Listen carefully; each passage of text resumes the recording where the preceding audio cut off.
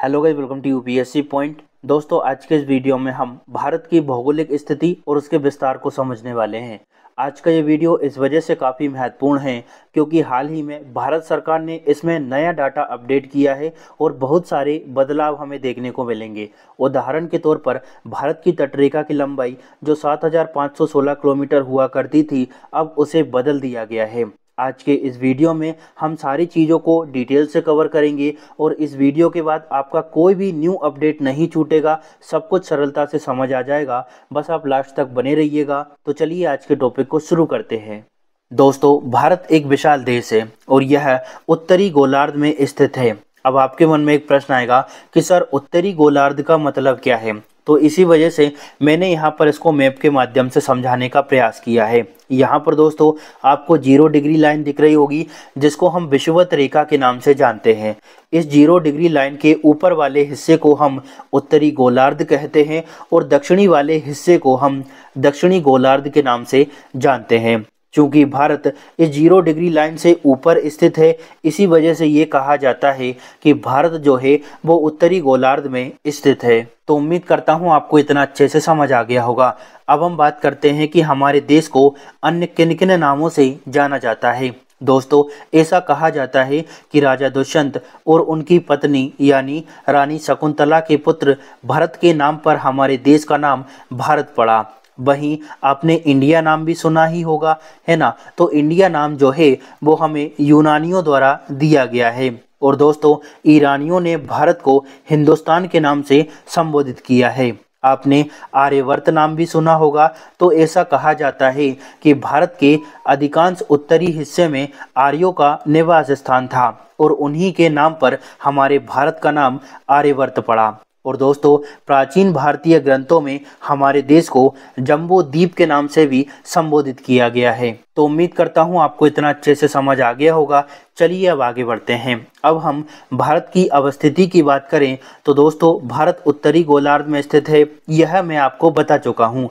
अगर हम भारत के क्षेत्रफल की बात करें तो इसका क्षेत्रफल है 32,87,263 वर्ग किलोमीटर, जो कि विश्व के टोटल क्षेत्रफल का 2.43% है। अगर हम विश्व के क्षेत्रफल को 100% मान ले तो उसका 2.43% भारत है। ठीक है, तो उम्मीद करता हूँ आपको ये भी अच्छे से समझ आ गया होगा। विश्व की जनसंख्या का लगभग 17.5% जनसंख्या भारत में निवास करती है। जैसे अगर 100% टोटल जनसंख्या है पूरे विश्व की, तो उसका 17% यानी 17.5% जनसंख्या जो है वो भारत में निवास करती है। यहाँ पर आपको एक और पॉइंट याद रखना है दोस्तों, भारत जो है वो जनसंख्या के मामले में विश्व में पहले स्थान पर आता है। इससे पहले चीन का पहला स्थान था, लेकिन 2025 की अगर हम कंडीशन देखें तो भारत ने चीन को पछाड़ दिया है और वर्तमान कंडीशन के हिसाब से जनसंख्या के मामले में अब भारत जो है वो पहले स्थान पर आता है और चीन दूसरे स्थान पर आ चुका है। तो यहाँ पर अगर प्रश्न आए तो आपको गलत नहीं करना है। क्षेत्रफल की दृष्टि से भारत पूरे विश्व में 7वां स्थान रखता है। क्षेत्रफल के दृष्टिकोण से अगर हम पूरे विश्व के देशों को बांटें तो पहला स्थान आता है रूस का, दूसरा स्थान आता है कनाडा का, तीसरे नंबर पर आता है हमारा अमेरिका और चौथे नंबर पर आता है दोस्तों चीन, पांचवें नंबर पर ब्राज़ील, छठवें नंबर पर ऑस्ट्रेलिया और 7वां स्थान रखता है भारत। तो क्षेत्रफल की दृष्टि से भारत जो है वो 7वें स्थान पर आता है, ये आपको नहीं भूलना है। चलिए अब आगे बढ़ते हैं। उम्मीद करता हूँ आपको इतना सब कुछ अच्छे से समझ आ गया होगा। दोस्तों, अगर भारत की लंबाई को उत्तर दक्षिण और पूरब पश्चिम की ओर मापा जाए तो उत्तर से लेकर दक्षिण तक भारत की जो लंबाई है वो है 3,214 किलोमीटर, यानी 3214 किलोमीटर इसकी लंबाई है उत्तर से लेकर दक्षिण तक। वहीं पूर्व से लेकर पश्चिम तक इसकी जो लंबाई बनती है वो लंबाई है 2933 किलोमीटर, यानी 2933 किलोमीटर। भारत की जो संरचना है दोस्तों वो है चतुष्कोणीय। अगर आप इसको इस तरह से डिवाइड करोगी तो ये संरचना चतुष्कोणीय हमें दिखाई पड़ेगी। अगर हम भारत के अक्षांशीय विस्तार की बात करें तो ये शुरू होता है 8 डिग्री 4 मिनट मिनट से लेकर 37 डिग्री 6 मिनट तक। यानी भारत का अक्षांशीय विस्तार है दोस्तों 8 डिग्री 4 मिनट से 37 डिग्री 6 मिनट तक। अब वहीं इसका देशांतरीय विस्तार है 68 डिग्री 7 मिनट पूर्वी देशांतर से लेकर 97 डिग्री 25 मिनट पूर्वी देशांतर तक। तो आपको ये अच्छे से याद रखना है। यहाँ पर नोट में आपको एक बात याद रखना है दोस्तों, अगर परीक्षा में भारत का संपूर्ण विस्तार पूछ लिया जाए तो ये शुरू होता है 6 डिग्री 4 मिनट से, यानी यहाँ से, ठीक है, ना कि 8 डिग्री 4 मिनट से। तो इसको भी आपको अच्छे से याद रखना है, यहाँ पर कंफ्यूज नहीं होना है अगर संपूर्ण विस्तार पूछ लिया जाए तो। भारत का अगर उत्तरी बिंदु की बात करें तो ये है इंदिरा कोल, जो कि लद्दाख में स्थित है। भारत का सबसे दक्षिणी बिंदु है दोस्तों इंदिरा पॉइंट, जिसको हम पिग्मेलियन पॉइंट के नाम से भी जानते हैं, और ये ग्रेट निकोबार में यहाँ पर स्थित है। भारत का सबसे पूर्वी बिंदु है दोस्तों किविथु, जो कि अरुणाचल प्रदेश में स्थित है, और सबसे पश्चिमी बिंदु है गोहार मोती, जो कि हमारे गुजरात में स्थित है। यहाँ पर नोट में एक बात और आपको याद रखना है दोस्तों, अगर ये पूछ लिया जाए कि भारत की मुख्य भूमि का सबसे दक्षिणी बिंदु कौन सा है, तो राइट आंसर होगा कन्याकुमारी या फिर केप केमोरिन। तो इस तरह से यहाँ पर आपको कंफ्यूज नहीं होना है। अगर नॉर्मली पूछ लिया जाए कि भारत का दक्षिणतम बिंदु कौन सा है, तो राइट आंसर क्या होगा, इंदिरा पॉइंट, ठीक है। लेकिन अगर ये पूछ लिया जाए कि मुख्य भूमि का सबसे दक्षिणी बिंदु कौन सा है, तो राइट आंसर क्या होगा, कन्याकुमारी या फिर केप केमोरिन। तो उम्मीद करता हूँ आपको ये चीजें सारी क्लियर हो गई होगी। चलिए दोस्तों, अब हम आगे बढ़ते हैं। दोस्तों, भारत के स्थलीय सीमा रेखा की लंबाई 15,200 किलोमीटर के आसपास है। अब इसका मतलब क्या है, तो देखिए, स्थलीय सीमा रेखा का मतलब है कि वो सीमा जो किसी अन्य देश से लगी हुई है या फिर स्थल से लगी हुई है। इसको मैं थोड़ा सा आपको ड्रॉ करके बता देता हूँ। ये जो स्थल से लगी हुई सीमा रेखा है, इसकी लंबाई कितनी है, 15,200 किलोमीटर के आसपास में। और समुद्रीय तट रेखा, जिसमें अंडमान निकोबार द्वीप समूह और लक्षद्वीप भी शामिल है, तो समुद्री तट रेखा की जो लंबाई है वो है 7,516.6 किलोमीटर। ये पुराना डेटा था, इसको अब बदल दिया गया है। भारत की तटरेखा की जो लंबाई है अब आधिकारिक तौर पर 11,098.8 किलोमीटर है, जो पहले के 7,516.6 किलोमीटर से 48% अधिक है। ये जो डेटा है दोस्तों, वो भारत सरकार द्वारा अप्रैल 2025 में रिलीज किया था। तो इसके अनुसार भारत की तटरेखा की जो अब लंबाई है वो कितनी मानी गई है, 11,098.8 किलोमीटर। तो यहाँ से अब परीक्षा में प्रश्न आएगा, दोनों डाटा आपको एक साथ दे दिया जाएगा और आपको अपडेट वाला सही टिक करके आना है। हो सकता है परीक्षा में ये भी पूछ लिया जाए कि जो पिछली लंबाई थी ना, उससे कितना प्रतिशत अब अधिक है, तो 48% अधिक है हमारी तटरेखा की लंबाई। भारत ने कोई विस्तार नहीं किया है, लेकिन अब इसका सही तरह से आकलन किया गया है, सही तरह से मेजर किया है हमारी तटरेखा की लंबाई को। तो उम्मीद करता हूं कि ये जो डेटा है वो आपको अच्छे से समझ आ गया होगा। चलिए अब हम आगे बढ़ते हैं। दोस्तों, भारत के टाइम को सही तरह से मैनेज करने के लिए एक मानक रेखा की कल्पना की गई है, और भारत की जो समय मानक रेखा है इसको 82.5 डिग्री पूर्वी देशांतर पर निर्धारित किया गया है। दोस्तों, ये जो रेखा है इसको हम भारतीय मानक मध्याह्न रेखा के नाम से जानते हैं।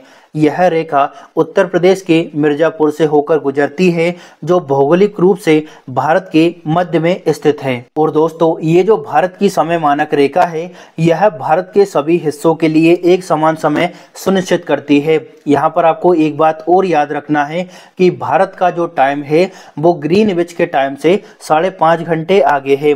जब हम अक्षांश और देशांतर रेखाओं को डिटेल से पढ़ेंगे, ग्लोब के माध्यम से पढ़ेंगे, तो वहां पर मैं आपको बहुत ही विस्तार से बताऊंगा कि किस तरह से भारत का टाइम 5.5 घंटे आगे होता है।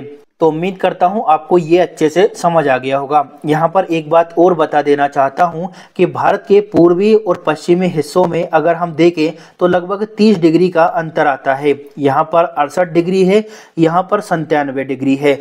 अगर हम इन दोनों को थोड़ा सा कैलकुलेट करें तो लगभग 30 डिग्री का डिफरेंस हमें देखने को मिलता है। और यही कारण है कि पूर्वी हिस्से में दोस्तों और पश्चिमी हिस्से में लगभग हमें 2 घंटे का अंतर दिखाई पड़ता है सूर्योदय के टाइम पर। यानी पूर्वी हिस्से में सूर्योदय जो है वो पश्चिमी हिस्से की तुलना में 2 घंटे पहले ही हो जाता है। तो इसको भी आपको अच्छे से याद रखना है।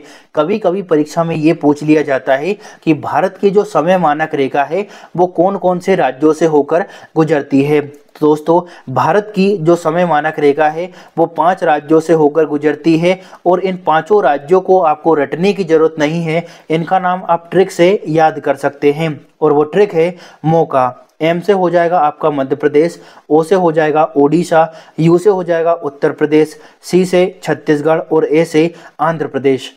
तो उम्मीद करता हूं आपको ये अच्छे से समझ आ गया होगा। चलिए अब आगे बढ़ते हैं। अब हम थोड़ी सी कर्क रेखा की चर्चा करेंगे। दोस्तों, कर्क रेखा जो है भारत के 8 राज्यों से होकर गुजरती है। अब ये 8 राज्य कौन कौन से हैं, तो लोकेशन देखेंगे तो हमारे माइंड में ये सारी चीज़ें छप जाएगी। पहला स्थान आता है गुजरात का, इसके बाद राजस्थान, मध्य प्रदेश, छत्तीसगढ़, झारखंड, पश्चिम बंगाल, त्रिपुरा और मिजोरम। इस तरह से ये टोटल 8 राज्य है जिनसे होकर कर्क रेखा गुजरती है। यहाँ पर आपको याद रखना है कर्क रेखा की जो सर्वाधिक लंबाई है वो हमें मध्य प्रदेश में दिखाई पड़ती है। अगर आप लोकेशन देखोगे तो यहाँ पर वैसे ही आपको समझ आ जाएगा। जबकि कर्क रेखा की न्यूनतम लंबाई राजस्थान में है। यहाँ पर आपको राजस्थान का छोटा सा हिस्सा कर्क रेखा के अंदर दिखाई पड़ेगा। ठीक है, तो उम्मीद करता हूँ आपको ये अच्छे से समझ आ गया होगा। दोस्तों, भारत के केवल 5 राज्य भू आवेष्टित राज्य हैं जो किसी भी अंतर्राष्ट्रीय सीमा रेखा और तट रेखा को स्पर्श नहीं करते। भू आवेष्टित राज्य वो होते हैं जो ना तो किसी अंतर्राष्ट्रीय सीमा से लगे हुए हो और ना ही समुद्र तट से लगे हुए हो। अब ये 5 राज्य कौन कौन से हैं, तो पहला है हमारा हरियाणा, इसके बाद मध्य प्रदेश, छत्तीसगढ़, तेलंगाना और झारखंड। यहाँ पर अगर आप लोकेशन देखोगे तो आपको कम से कम रटना पड़ेगा, पूरा आपके माइंड में बैठ जाएगा। इसी वजह से मैंने यहाँ पर इस तरह से सारी चीज़ों को डिज़ाइन किया है ताकि आपको सरलता से सब कुछ समझ आ जाए। तो उम्मीद करता हूँ आपको ये भी अच्छे से समझ आ गया होगा। चलिए अब हम आगे बढ़ते हैं। दोस्तों, इस पेज में मैंने भारत सरकार द्वारा जो हाल ही में डाटा रिलीज़ किया है उसको ऐड किया है, तो इस पेज को बिल्कुल भी स्किप नहीं करना है, अच्छे से एक एक पॉइंट को सुनना है। लेकिन उससे पहले आपसे रिक्वेस्ट है कि अगर आपको वीडियो थोड़ा बहुत भी अच्छा लग रहा हो तो प्लीज़ कमेंट ज़रूर करिएगा और लाइक करना है, उसके आगे आपकी मर्जी है।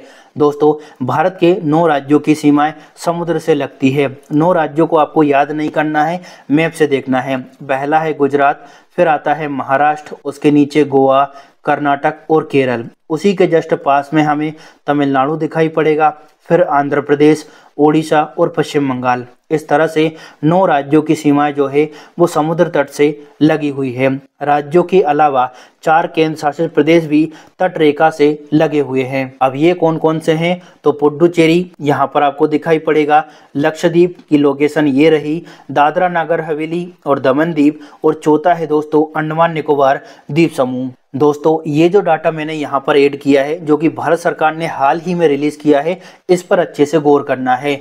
हो सकता है परीक्षा में ये पूछ लिया जाए कि उन 3 राज्यों को क्रम से जमाइए जिनकी सीमा समुद्र तट से सर्वाधिक लगी हुई है। 3 राज्य कौन कौन से हैं, तो पहले स्थान पर आता है गुजरात, दूसरे स्थान पर आता है तमिलनाडु और तीसरे स्थान पर आता है आंध्र प्रदेश।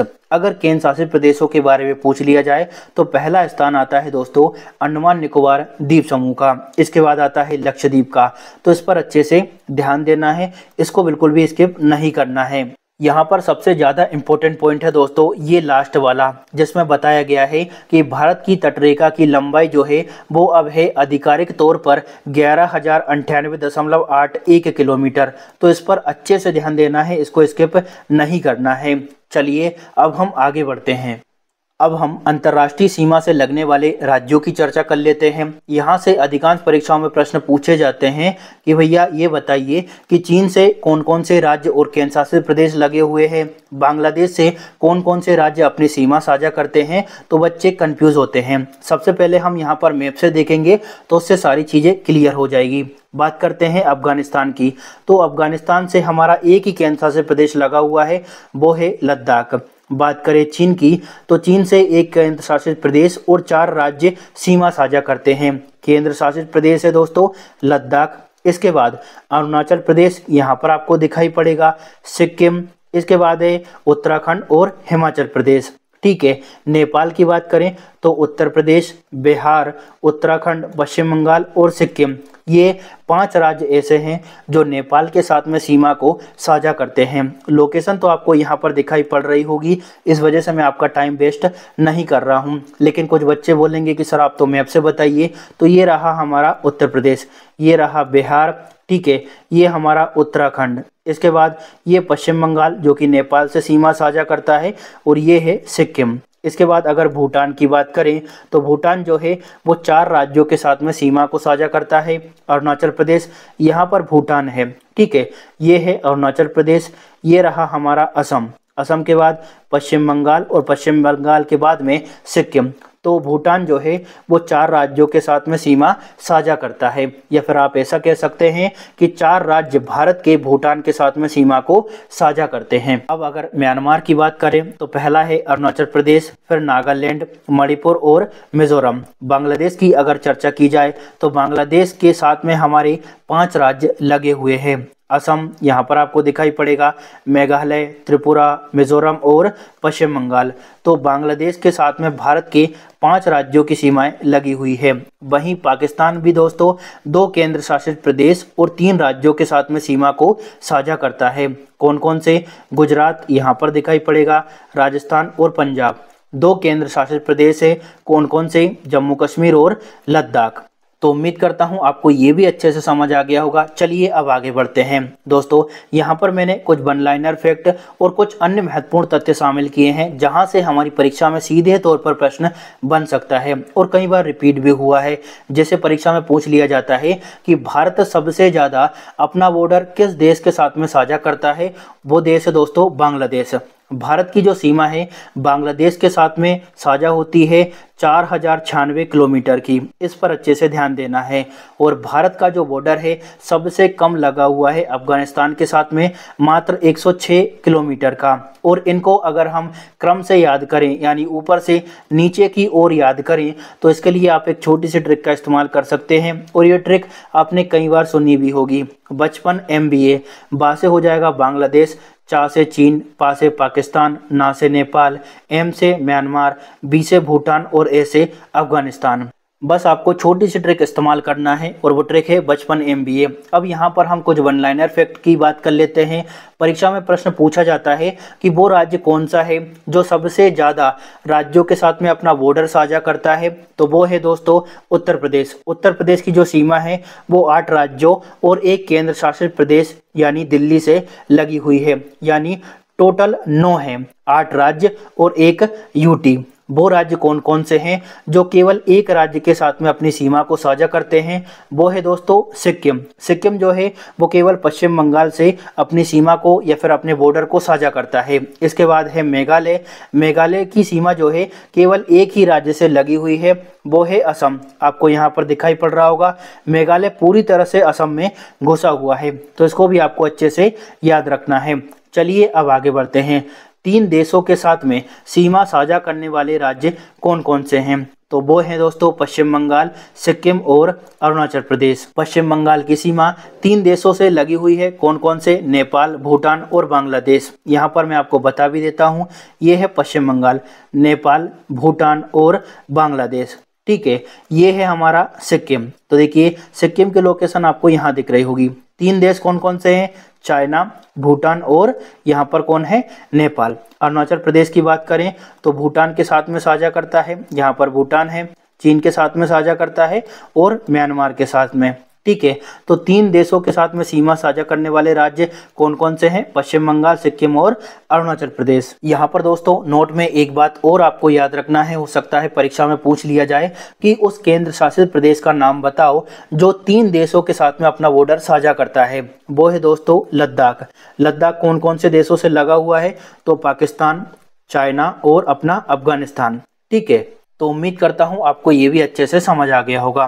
दोस्तों इस वीडियो को बनाने में और कंटेंट को डिज़ाइन करने में काफ़ी मेहनत लगी है। अगर आपको ये वीडियो थोड़ा बहुत भी अच्छा लगता हो तो प्लीज़ लाइक, शेयर और सब्सक्राइब जरूर करें, साथ ही कमेंट जरूर करें, ताकि इसी तरह के जो भी वीडियो आगे आने वाले हैं उनका नोटिफिकेशन आपको मिलता रहे और आपकी तैयारी मजबूत हो सके। Thank you.